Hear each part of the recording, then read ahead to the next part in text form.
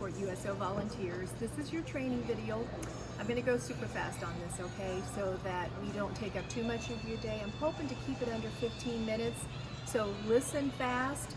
Feel free to watch it over, take notes, whatever you need to do.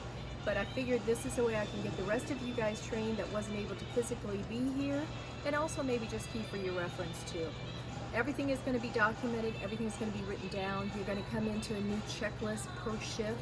But what I have tried to do, as my email said, is try and keep it sustainable and common sense measures, because I think we're going to be doing this for the long haul.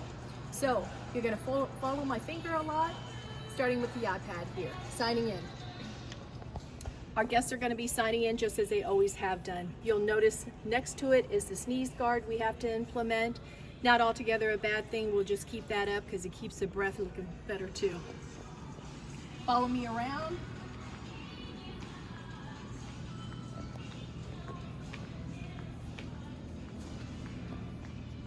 Your hand sanitizing station. All of our guests will be required to use this before they come in. How will you know?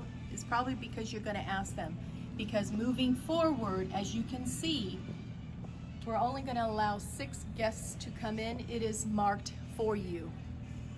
We're also compliant with all the signs that talk about 6-foot distancing.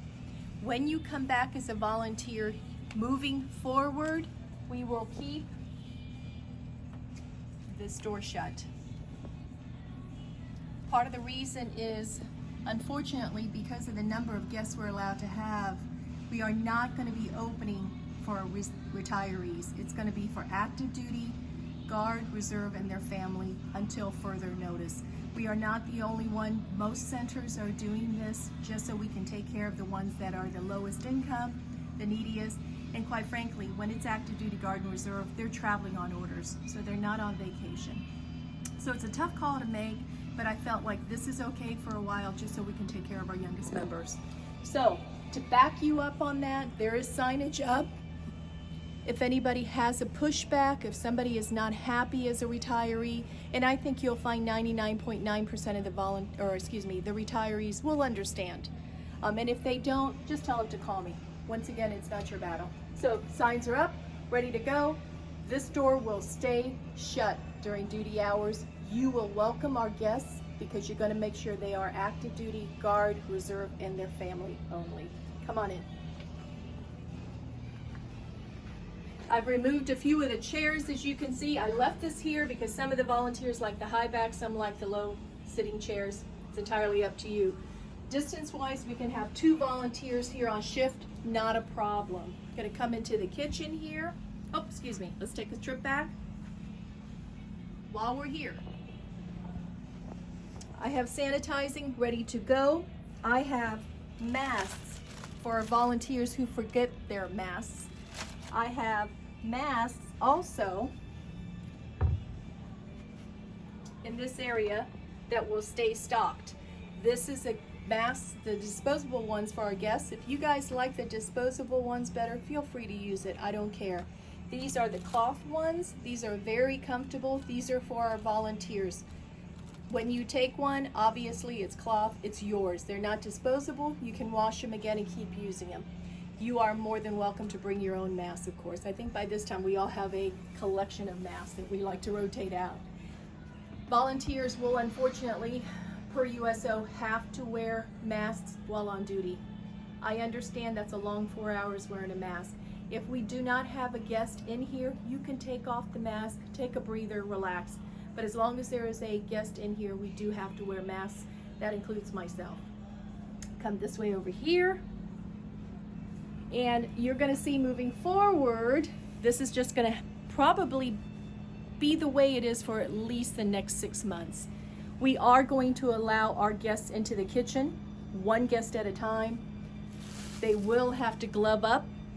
1 guest can go into the kitchen. They can take care of their frozen sandwiches, macaroni cheese cups. Come on in here so we can block out that noise.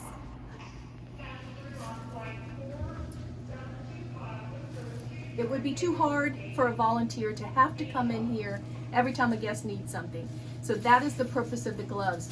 They are everywhere. There's signs up everywhere. There's extra gloves in here. The refrigerator is stocked. the freezer is stocked, but you're going to see all the snacks have actually been removed. Moving forward, all of our utensils are also individually wrapped. We're going to do what we can that makes sense to keep our guests as healthy as possible. Again, with the gloves in place, I feel like that takes this huge strain off the volunteers of having to run in here every couple of minutes to sterilize the place. Again, my rules, common sense, sustainable, that's not sustainable. Especially when there are shifts where there's only one volunteer here. You can't be in 4 places. I will show you one other change. Because we are not allowing retirees in for now, until some of the restrictions are lifted as far as 6-foot distancing, I don't want to just tell the retirees, we can't take care of you, get going. I don't think that's a good way to handle it. So because we are the U.S. owned, because we are gracious, and because we value what they gave to this country, because we respect and appreciate the 20 years they gave us, we're going to give them goodie bags. If a retiree comes up to the counter, if a retiree's spouse comes up to the counter and says, hey, can I come in? Of course, what we're going to have to say is at this time, because of 6-foot distancing, we can only allow active duty and their family. However, can we please offer you a water, a drink, a sandwich, chips? And this is where these bags come into it. We put it in here, we give it to them. They can sit out in the general area in those very comfortable chairs up front, and they can enjoy whatever it is that the USO can still offer them. So, come around here.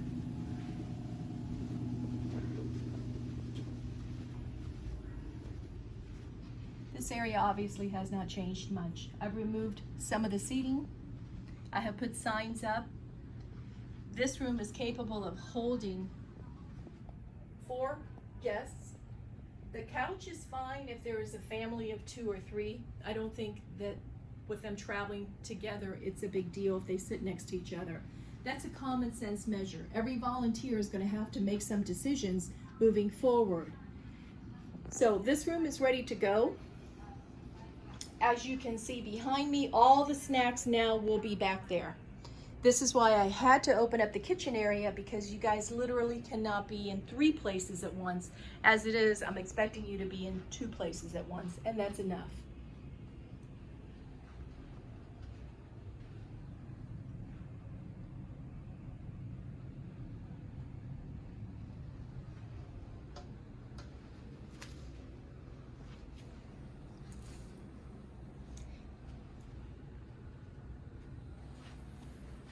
The family room, the quiet room. Nothing's really changed in here other than the remote controls are put up now.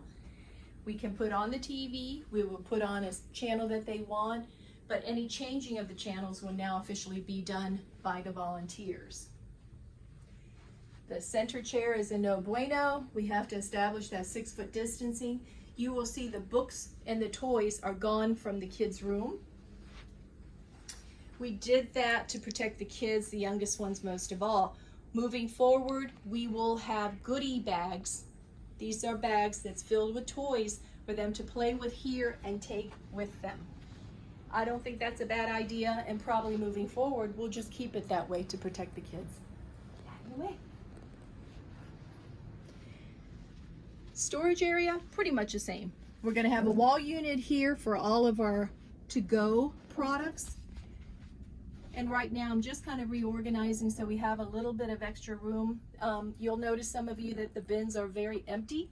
That is because I pretty much gutted this place to take to the Ohio Army National Guard and Ohio Reservists, about 16 to 1,800 of them that were called up for COVID.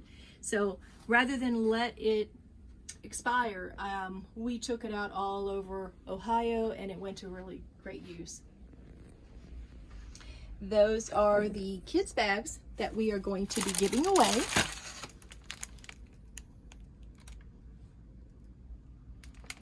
As you can see, there's a lot of goodies in there and some snacks too. So the kids will love these, and if there's actually enough in there if the family has 2 kids to keep them occupied.